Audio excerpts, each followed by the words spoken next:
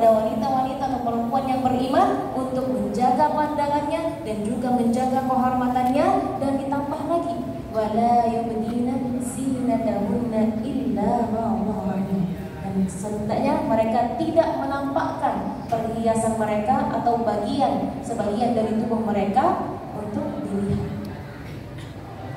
Kenapa? Apa hubungannya? Kenapa dikaitkan pandangan dengan menjaga kehormatan?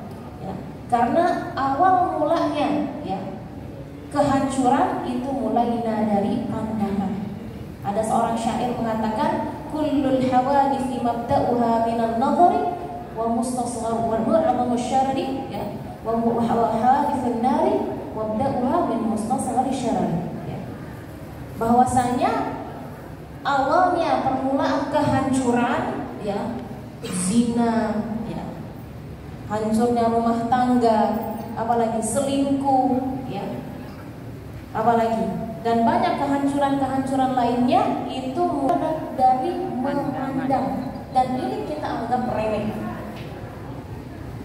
Wa ma'adhamun nari mabda'uha min mustasghar syarri. Yang besar mulainya dari percikan api yang kecil. Jadi jangan meremehkan. Maka Allah Subhanahu wa taala Maha tahu ya. Karena kita sering memandang, sering melihat. Lantas bagaimana Ustazah kalau kita pengen menjaga pandangan kita? Kalau misalnya ada yang lewat, terus kalau kita tidak bisa mengendali, mungkin tadi nabrak kalau bawa kendaraan, bagaimana itu? Pernah terjadi di masa Rasulullah SAW, ada perempuan yang lewat, lalu ada sahabat Nabi yang masih anak muda di samping Rasulullah yang melihat, memandang. Maka Rasulullah langsung menggerakkan dagunya untuk mengarahkan ke arah yang lain.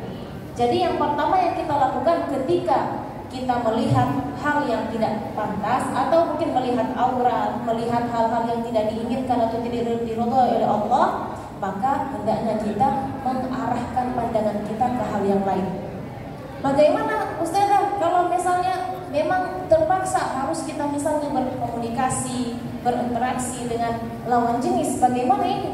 Ya tetap kita profesional dalam bersikap, tapi tetap kita menjaga pandangan kita, jangan dipelototin aja. Tidak seperti itu. Ya. Dan ada peringatan yang sangat luar biasa yang ada hadis dalam hadis qudsi, di mana Allah Subhanahu wa taala berfirman dalam hadis qudsi tersebut yang diriwayatkan dalam Al-Hakim, hadis Al-Hakim rawahu Al-Hakim, an-nadhratu sahmun min sihami iblisil masmum, bahwa pandangan ini adalah salah satu panah-panahnya iblis yang beracun. Man tarakaha min makhafati abdaltuhu imanan yajidu halawatahu fi qalbi. Barang siapa yang menjaganya, maksudnya menjaga pandangannya, menundukkan pandangannya, maka Allah akan menggantikannya dengan iman yang dia akan merasakan manisnya dalam hati. Jadi itu manfaatnya luar biasa. Ya, ini ya udah kalau gitu, kalau kita nggak ngelihat orangnya, nggak apa-apa deh kita lihat di HP. Nah ini kadang-kadang kita nggak ngelihat orangnya secara langsung, tapi HP kan nih bahaya nih. Ya, scroll ke sini, lihat ternyata ganteng, lihat lagi, dilihatin lagi. Nah, misalnya kalau bapak-bapak lihat cantik, ternyata dibalikin lagi scrollnya tadi. Nah, maka itu harus dihati-hati. Makanya an-nadhru sahmun min sihami iblis. Salah satu panah-panahnya iblis adalah pandangan. Maka kita harus menjaganya. Karena apa? Karena hasil dari kita menjaga pandangan adalah insya Allah Allah akan meletakkan iman dalam hati kita, dan insya Allah kita akan merasa nikmatnya iman dalam hati. Ya. Dan itu salah satu manfaatnya. Dan juga ada ulama mengatakan man hafidha basarahu anarallahu basiratahu.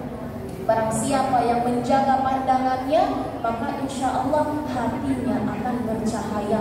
Jadi ketika dia belajar tidak merasa berat. Kalau dia melaksanakan ibadah tidak merasa berat, tidak merasa terbebani. Jika dia hendak melaksanakan sholat, dia tidak terfikir dengan macam-macam yang dia melihat. Justru dia akan lebih fokus dalam beribadah. Jadi dan itu manfaatnya luar biasa. Selain kita ditingkatkan keimanannya, juga kita juga fokus dalam beribadah, dan juga itu menjadi amalan untuk menjaga anggota tubuh masa tua nanti. Ada para ulama, Masya Allah, usia mereka 100 tahun bahkan lebih, tapi masih keker, masih sehat seperti anak muda. Ketika bertanya, murid-murid yang bertanya kepada gurunya, wahai guru, kenapa engkau bisa sesehat ini, sedangkan usia engkau sudah terlalu tua ya, gitu ya. Kata jawabnya? A'dha'un hafidnaha fis sighar fa hafidhahullahu lana fil kibar.